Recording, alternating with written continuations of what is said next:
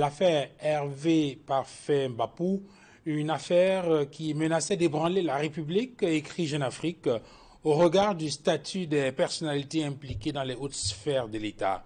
Hervé Mbapou, réputé proche des milieux sécuritaires, arrêté et placé en détention à la prison de Nkondingui le 30 août 2024, a été libéré 3 semaines après. Il était pourtant suspecté d'être à la tête d'un vaste réseau d'escroqueries enracinées au cœur de l'État, selon le journal Jeune Afrique.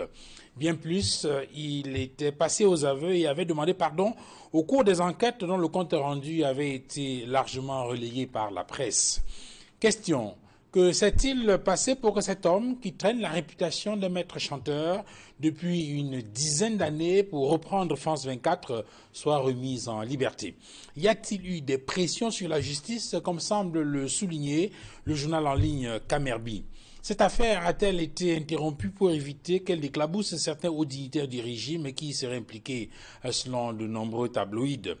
Tous les citoyens sont-ils toujours égaux devant la loi au Cameroun, ou bien y a-t-il des compatriotes qui sont au-dessus de la loi? Et parlant de la loi norvégienne punit l'incitation au crime contre l'humanité. C'est donc according to the law que le leader séparatiste anglophone Lucas Choayaba, selon la police norvégienne, a été arrêté à Oslo mercredi dernier, rapporte le journal Le Monde. Pour Cameroun Tribune, c'est un autre financier des atrocités dans le nord-ouest et le sud-ouest qui vient d'être arrêté. Il fait l'objet, dit le journal, d'une enquête pour instigation et financement d'actes de barbarie commis dans les deux régions anglophones par des bandes armées. Question, pour emprunter au jeu de mots de mutation, The show is it over with Choayaba. Quel peut être l'impact de l'interpellation de ce donneur d'ordre sur la résolution de la crise anglophone? Cette arrestation va-t-elle fragiliser le moral des troupes, diminuer les violences et donner la chance à la paix? Ou bien cette interpellation va plutôt provoquer un regain de violence en guise de représailles ou donner lieu aux différentes factions de montrer leur force en l'absence d'un leadership clair?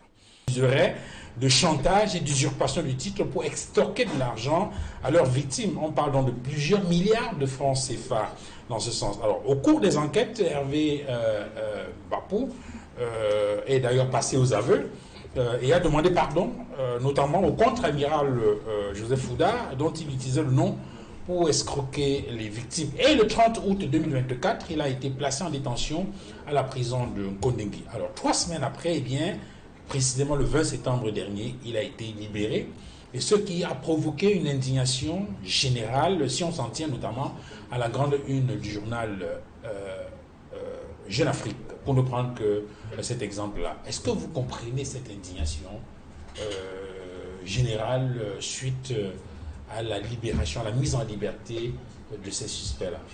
Oui, la réponse est affirmative. Nous comprenons l'indignation collective suite à la liberté de ces acteurs d'une série, de ce qui s'apparente à une série, d'un film hollywoodien en plein air, en plein Yaoundé, qui ressemble à une véritable arnaque d'acteurs qui agissent, soi-disant au nom de certaines personnalités au sommet de l'État. Et je dis c'est un gros scandale. Et l'indignation est compréhensible. Pourquoi? Parce que une unité spéciale à la gendarmerie mène une enquête, elle aboutit et parvient à obtenir les aveux des concernés.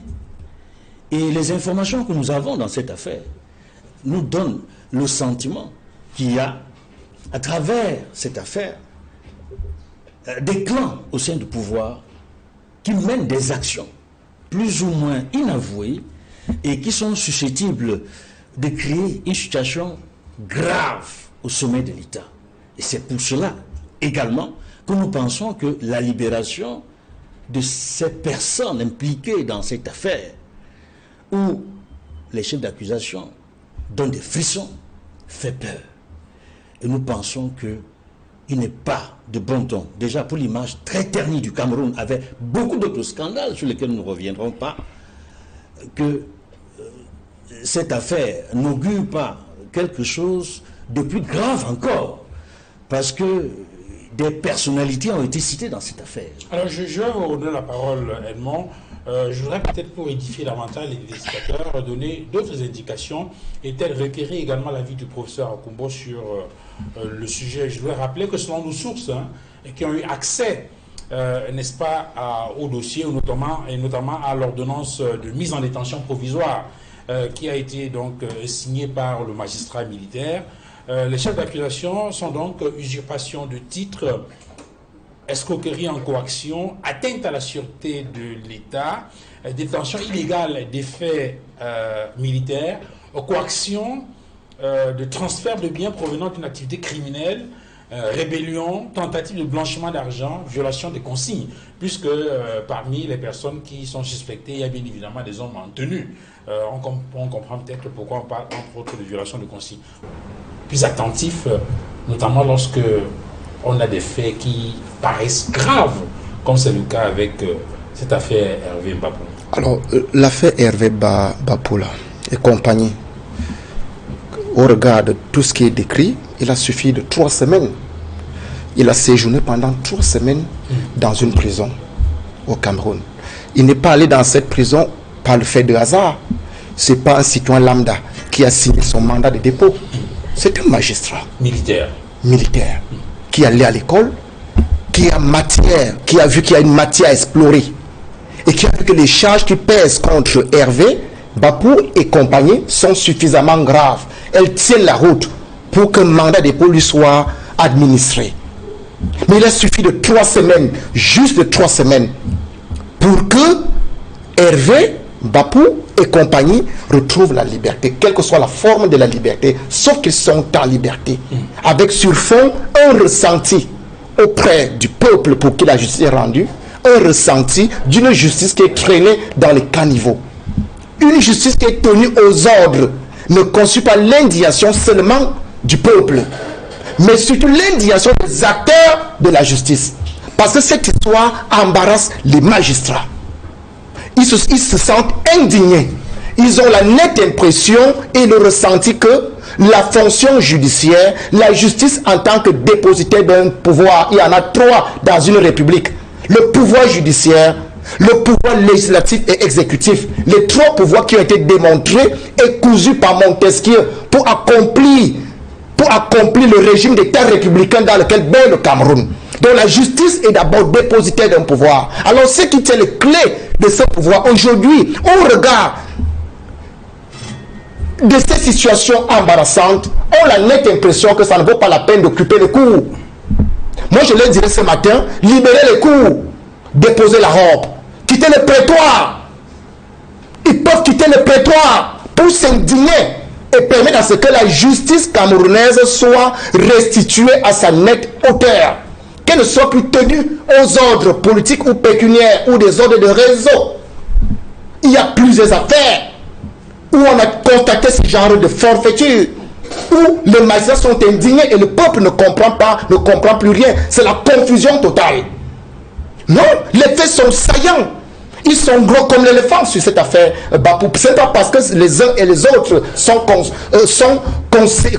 concernés par cette affaire qu'on va déconstruire le corps judiciaire et déconstruire le ressort de la justice.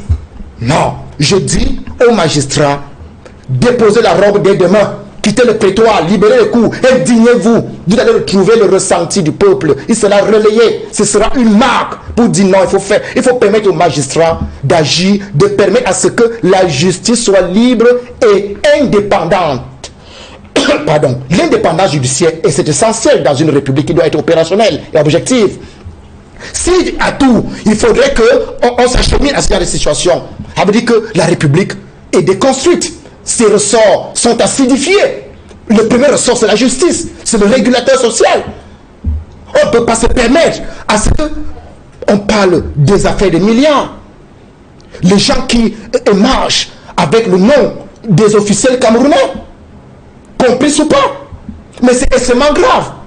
Et que cela se retrouve aujourd'hui, on est dedans, on est dehors. On attend l'ordre, on met en liberté provisoire. Non, il y a un problème. Les magistrats ont pris le soin sur eux d'examiner le problème. Ils ont signé un mandat de dépôt. Ça veut dire qu'ils ont constaté que c'est pertinent.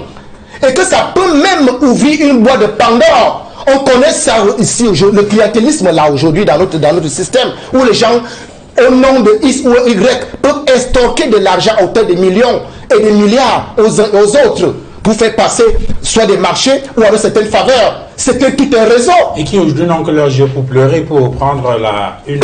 Révisé en 2014. Les amendements de 2014 ouvrent une perspective importante. En 2008, autant pour moi. Avril 2008, merci. Ouvre une perspective importante dans l'indépendance judiciaire. Il y a l'article 53. La haute cour de justice. Sauf qu'elle est écrite dans la Constitution, mais elle n'est pas implémentée. La haute cour de justice, une juridiction qui peut juger le président de la République et les membres du gouvernement en cas de haute trahison. Bien sûr, ça veut dire que même ceux qui sont en fonction, ministres et assimilés, peuvent comparer devant la haute cour de justice. Sauf qu'elle est théorique. Elle donne dans la Constitution de 1996. Elle ne voit pas le jour. Pourquoi? C'est parce que justement, il faut alimenter ce genre de circuit qui court-circuite la vie de la République, qui démontre la République. Donc, je dis que quel que soit tout citoyen est justiciable. Nous le savons, c'est un principe de justice. Nous sommes tous des justiciables, y compris le président de la République. C'est pour ça qu'il a été pensé la haute cour de justice, qui depuis 1993 est opérationnelle en France. À la suite justement d'une France qui avait été réputée de très corrompue. En 92-93, on a donc créé la haute cour de justice. On n'a pas besoin de vous rappeler que l'actuel garde des Sceaux, enfin l'ancien garde des Sceaux, parce que le gouvernement vient d'être refait, et a des affaires devant la haute cour de justice française. Dupond-Moretti. Ça peut dire quoi? Ça veut dire qu'il y a un vide constitutionnel qui crée justement donc un certain boulevard pour les bandits à col blanc qui, au nom de la République, au nom de la souveraineté de l'État, pensent pouvoir avoir pour État ou institution un bouclier. Mais quand on se retrouve face à ces impostures, à ces forfaitures-là, on peut se poser la question, où va la justice? Voilà pourquoi je dis qu'il est tout à fait normal que monsieur le président de la République lui-même, du peu d'énergie qu'il lui reste, s'il peut encore manœuvrer, il faut que lui-même fasse soit le tuyau d'échappement de toutes ces négations qu'il a entretenues, en permettant à ce que la justice soit complémentée au niveau de ces instances. Il faut instaurer la haute cour de justice et la rendre opérationnelle. Ça ne demande pas 21 jours. Il suffit de la créer, les bâtiments sont à Yaoundé. Et de nommer les magistrats nécessaires, ils sont là, la compétence est là. Ce n'est pas la compétence qui manque. Comme ça, dans les problèmes comme ceux-ci, qui interpellent à hauteur les uns et les autres, nichés là-haut, et qui tirent les ficelles par le bas, et qui sont dans une dynamique de déconstruire les ressorts de la République, vont se sentir dissuadés. Mais, monsieur le Président, ne donne pas la possibilité de créer la haute cour de justice. C'est la même chose pour les problèmes de corruption et de détournement. Quand on dit qu'on a que... Oui, la situation est très embarrassante pour certains magistrats. Elle est aussi embarrassante pour l'opinion publique nationale, indignée par les développements de cette affaire. Mais davantage, je dois ajouter une chose qui est grave sur ce scandale. De plus, c'est quoi? C'est que je reviens sur les chefs d'accusation, parmi lesquels, parce qu'au-delà de cette escroquerie financière, il y a deux points qui ont attiré mon attention. Rébellion, atteinte à la sûreté de l'État. Ils sont passés aux aveux. Il y a eu des faits qui montrent qu'il y avait des armes qui ont été retrouvées. Rébellion, atteinte à la sûreté de l'État. Et on libère des gens comme s'ils avaient, je ne sais pas, mangé des cacahuètes. Ils s'étaient retrouvés par hasard, n'est-ce pas, en prison après l'enquête menée par une unité spéciale de gendarmerie. En réalité, on est en train de dire que dans ce pays, des officiers de police judiciaire, notamment des gendarmes, qui font bien leur travail, peuvent être autant ridiculisés devant la place publique, devant le peuple camerounais. Et ce n'est pas bon. Ce n'est pas bon de faire croire que des officiers de police judiciaire qui ont bien fait leur travail ne l'ont pas bien fait. C'est un mauvais message que renvoie la haute hiérarchie de ce pays sur le travail des officiers de police judiciaire. De deux, on a eu dans ce pays, on a vu des militants d'une formation politique, le MRC, marcher de manière pacifique, sans armes. On les a vus juger devant les tribunaux militaires des civils non armés, accusés d'insurrection, de rébellion. Voyez-vous, voilà des véritables criminels qui sont passés aux aveux. Ceux de cette affaire, Bapou, Et les faits sont avérés, selon les informations qui sont produites. Et ils sont libérés comme si de rien n'était. Alors que il y a parmi ces marcheurs pacifiques, il y en a qui n'ont même pas marché, mais qui sont en prison depuis au moins 4 ans, condamnés à 5 ans, 7 ans pour d'autres. Écoutez, permettez que j'exprime avec dureté, avec ce ton, mon malaise pour l'État proclamé de droit au Cameroun. Parce que là, ce n'est pas un signe que le Cameroun est un État de droit.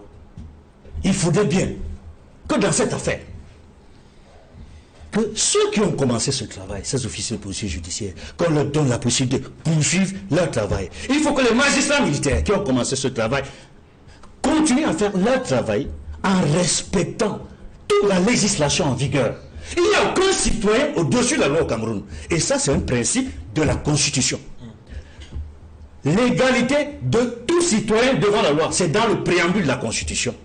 Et il ne faut pas qu'on fasse croire que dans ce pays, il y en a qui peuvent se permettre tout et contre les textes en vigueur, y compris la Constitution, et être libérés comme cela.